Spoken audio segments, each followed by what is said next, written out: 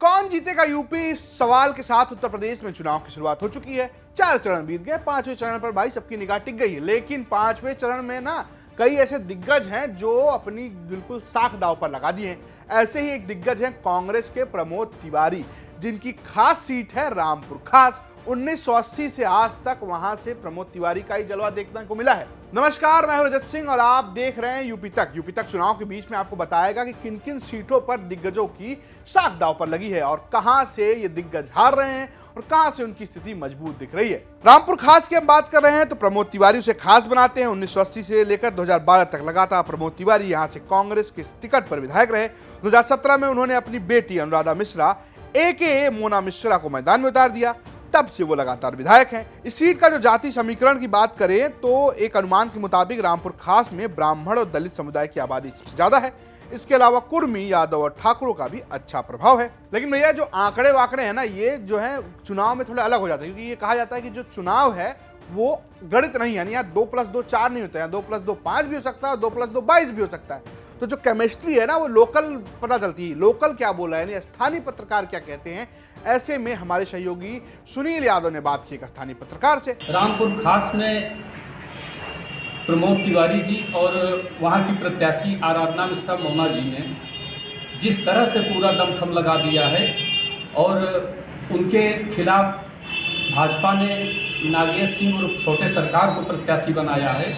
वो बराबर पिछली बार भी उन्होंने कड़ी टक्कर दी थी, इस बार भी वो चुनाव मैदान में डटे हैं। और सांसद संगम लाल गुप्ता जिस तरह से चुनाव प्रचार कर रहे हैं, वहाँ जनसंपर्क कर रहे हैं, इससे लगता है कि जीत का अंतर कम भी हो सकता है या अप्रत्याशित परिणाम भी आ सकते हैं। इसमें कोई कुछ कहा नहीं जा सकता। रामपुर सीट पर हर बार कोई ना कोई पार्टी जो है या कोई ना कोई उम्मीदवार अपनी पूरी जोर लगाता है प्रमोद तिवारी के गढ़ को खिसकाने के लिए। इस पिछले बार अगर हम बात करें 2017 में, तो नागेंद्र उर्फ छोटे सरकार बीजेपी के टिकट पर आए थे। बड़े कम मार्जिन से मोना मिश्रा से चुनाव हार गए।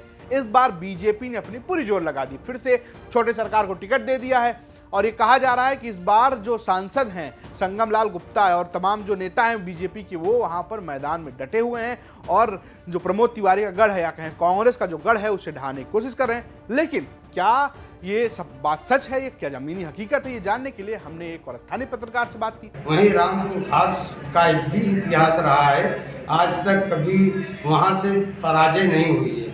लेकिन इस बार की जो स्थिति दिख रही है कि क्योंकि भाजपा वहां अपना विशेष अभियान चला के रखा है कि उसका यही एक लक्ष्य है कि और सीट जीते या न जीते, लेकिन रामपुर खास पे इस बार भाजपा की विशेष नज़र है।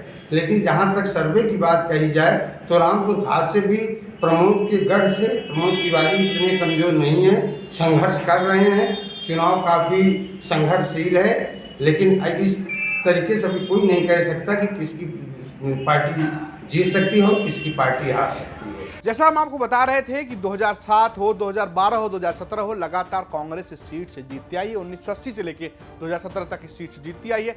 लेकिन अब अगर हम आंकड़ों और इतिहास इस चीज़ों को देखें तो ये लगता है कि प्रमोद तिवारी के लिए जो ये जलवा है ना अपना, वो बचाए रखना काफ़ी मुश्किल नहीं है। लेकिन जब स्थानीय पत्रकारों की बात सुनते हैं, यानी जमीनी माहौल समझते हैं, तो लगता है कि बीजेपी ने पूरी जोर लगा दी है इस बार।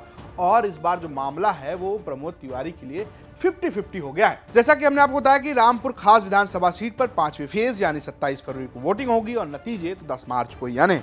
ये तो रही बात खास सीट यानी रामपुर खास की। लेकिन उत्तर प्रदेश में कौन सी सीटें खास है हम आपको बताएंगे और खास सीटों पर किन खास लोगों की साख जो है दांव पर लगी है वो भी बताएंगे। और इसके लिए हम ले आएंगे इतिहास, ले आएंगे आंकड़े, स्थानीय पत्रकारों से बात करेंगे और आपको बताएंगे कि कौन जीत रहा है यूपी। अगर आप जानना चाहते हैं कि कौन जीत रहा है यूपी, तो एक ही अड्डा है, वो अड्डा है यूपी तक का। तो बने रहिए यूपी तक के साथ। नमस्कार।